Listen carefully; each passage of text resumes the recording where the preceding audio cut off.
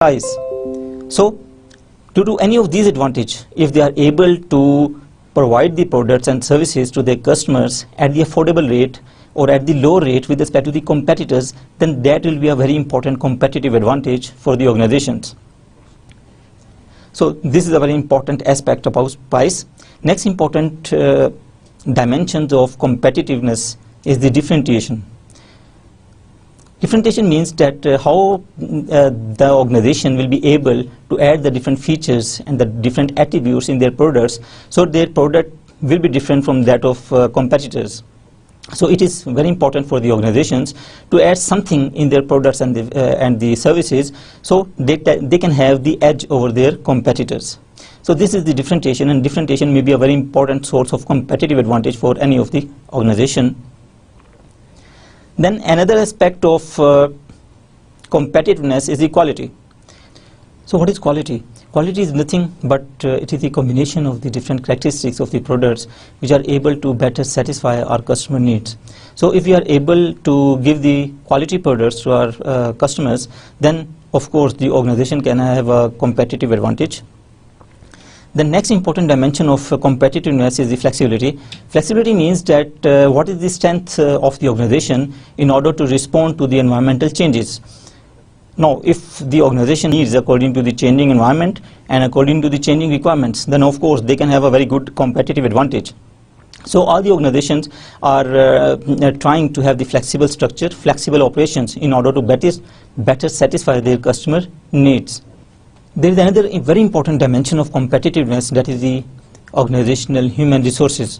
That is the managers and the workers who are working for the organization. Now these are again the human resources who can always give the competitive advantage for their organizations, because they have the particular education and the particular expertise which may be different with respect to the competitors. So the human resource is also a very important source of competitive advantage and the competitiveness for the organizations.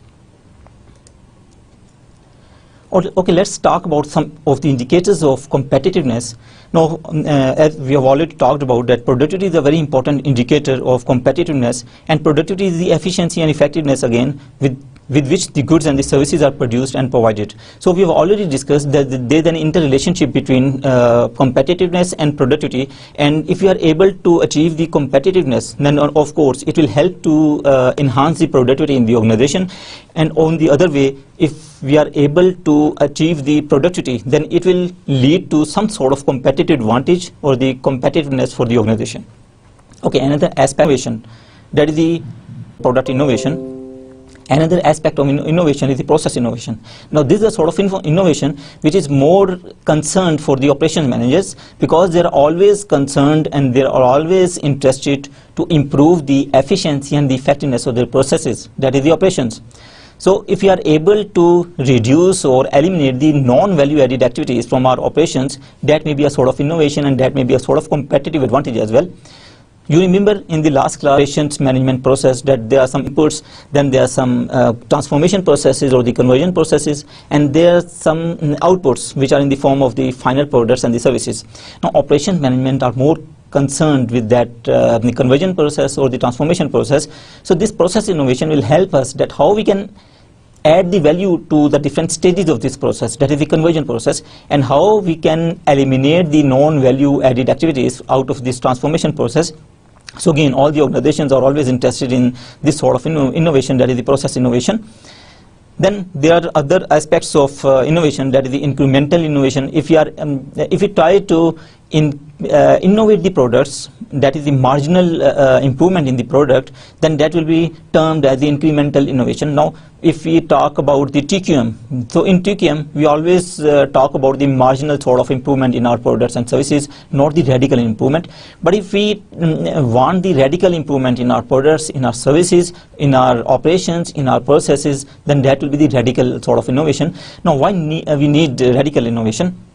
Sometimes our processes, our products or our operations are so obsolete and redundant, and age-old practices and the policies are there.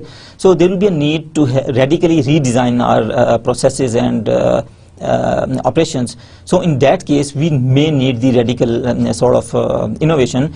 If we compare some of the concepts with respect to the incremental innovation and the radical innovation, so we can say that TQM is a sort of incremental innovation, and if we talk about the restructuring or we talk about the business process re-engineering, that involves a sort of radical innovation.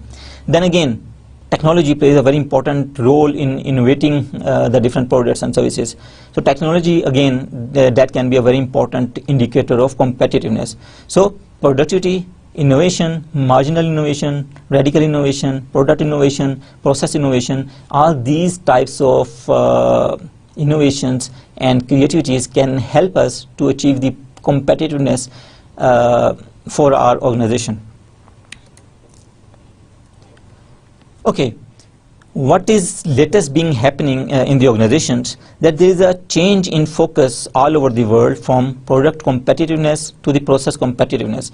Now, we have already discussed that organizations try to differentiate their products in order to have the competitive advantage over their competitors, but now this focus has been changed, and now the operations managers, strategic managers and the general managers are more interested in the process innovation than the product innovation. Product innovation is no doubt there, but they are also more interested in the process innovation, that how we can streamline our activities, how we can effectively and efficiently manage our operations in order to have the competitive advantage over our competitors. And no doubt these processes have always the margins to have the competitive advantage, so important is the focus on the process competitiveness, process change, process redesign in the organizational setting. Now this is always the concern for the operations managers.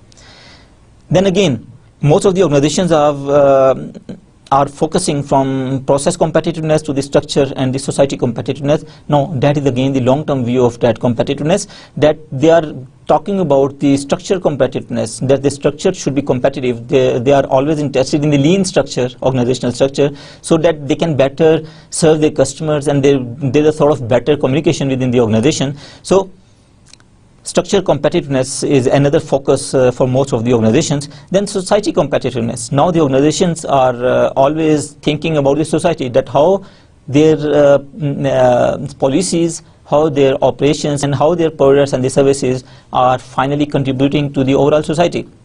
Now, no doubt that do not have the direct impact on the profitability, but it may have some indirect impact, in the sense that by increasing the image in the society, you will have the sort of good repute in the market, and of course you can have the long-term viability for the organization in that in the form of that reputation. So these are some latest emerging concepts about competitiveness. Now, competitive advantage again. Types of competitive advantages a nations, companies enjoy must shift from comparative advantage to the competitive advantage. Now, there are the two types of advantage. One is the comparative advantage, the other one is the competitive advantage. Now, what is the comparative advantages? If a firm has some access to some natural resources which the other firms don't have, and if that firm has a sort of edge due to that availability of the natural resources, then that will be termed as comparative advantage. And what is the competitive advantage? Suppose there are the two firms and they have the similar sort of and one of the firm is able to effectively and efficiently utilize the resources in order to provide some unique products and services to their customers, then that will be termed as competitive advantage. So there is a difference between comparative advantage and Okay, what are the aftermaths of that low competitiveness? If we are not being able to differentiate our products, our processes, our operations, then what will be the drawback? What will be the impact on the organization? Of course, there will be the reduced sales, and that will affect, of course, the profitability of the organization. The business will be a long-term impact over your business, Then again, there will be the underutilization, not be there. The customers will not be interested to buy the product from your organization, and there may be the chances of underutilization of the different capacities and resources, and of course that will lead to the lower productivity. So these are some of the drawbacks if you are not able to avail that competitiveness for our products and services. Okay, class. let's discuss some very important concepts before finally discussing about the strategy. Now, these are the very important concepts which are helpful when we are going to have a sort of strategic model, or when we are going to devise some operation strategies for our organizations. So we should have well versed about these approaches and concepts. The first one is the policy. Now, what is the policy? Policy is a sort of general guideline for the decision making. Okay, policy is always general in nature. There is always a room for the managers for the decision making in respect of that policy. You know, policy is a sort of circle, and within that circle the managers can use their discretions, can use their choices. So policy is always general in nature. It is not specific in nature. The managers can use their choices, they can use their discretion in order to make the certain decisions. So that is what is the policy. Next is the rule. What is rule? Rules, in opposite to the policy, are more specific in nature. They are not general in nature. And in rules, there are no choices for the managers for the decision making. The managers cannot use their own discretion in order to make the certain decisions. They are always hard and fast. They should be implemented strictly as they are being defined. So sometimes we say that rules are the do's and don'ts in the organizations, that what is to do and what you cannot do within the organization, that is related to the rule. What is strategy? We can define strategy as it is a comprehensive and master sort of plan, and we can also say there is a long-term plan which helps us, or which helps us and the mission of the organization through the deployment of resources. Now, these resources should be deployed across the different departments, across the different functions, across the different products, across the different product lines, so that the organizational objectives can be achieved. So that is what about the strategy. There are some important components of the strategy. We will just discuss about the important components of the strategy and what help us to devise a good strategy for our organizations. Next is the procedure. Procedure is a step-by-step way of achieving some important task in the organizations.